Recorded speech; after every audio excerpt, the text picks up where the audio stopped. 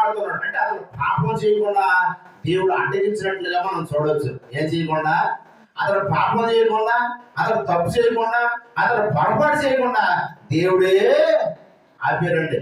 ప్రభువు సాధారణంగా ఎవరినే ఎలా పడితే అలా పోనవరు. కాబట్టి మనం గమనించినట్లయితే దేవుడు ఆయనతో ఏమన్నారంటే గొప్ప సాక్ష్యం, అతడు ప్రవక్త నీ కొరకు ప్రార్థన చేస్తాడు, నీకు మేలు జరుగుతుంది అని చెప్పినట్లుగా మనం చూస్తున్నాం. పిల్లరా, చివరి వచ్చిన మనం చూసినట్లయితే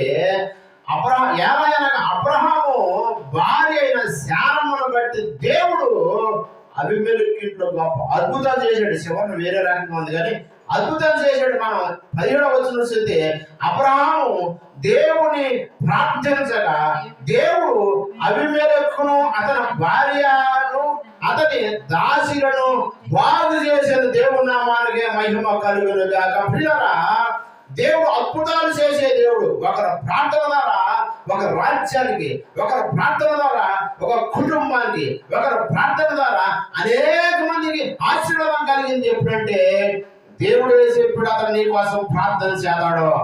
ఈ సమయంలో దేవుడు మాట్లాడిన పిల్లరా, నీవు ఎవరి కోసం ప్రార్థన చేద్దాం పరిశీలన చేయాలి.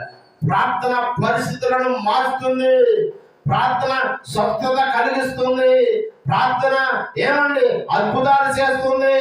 ప్రార్థన ద్వారా దేవుడు గొప్ప కార్యాలు మన జీవితాల్లో చేయబోతున్నాడు. ఆమేన్.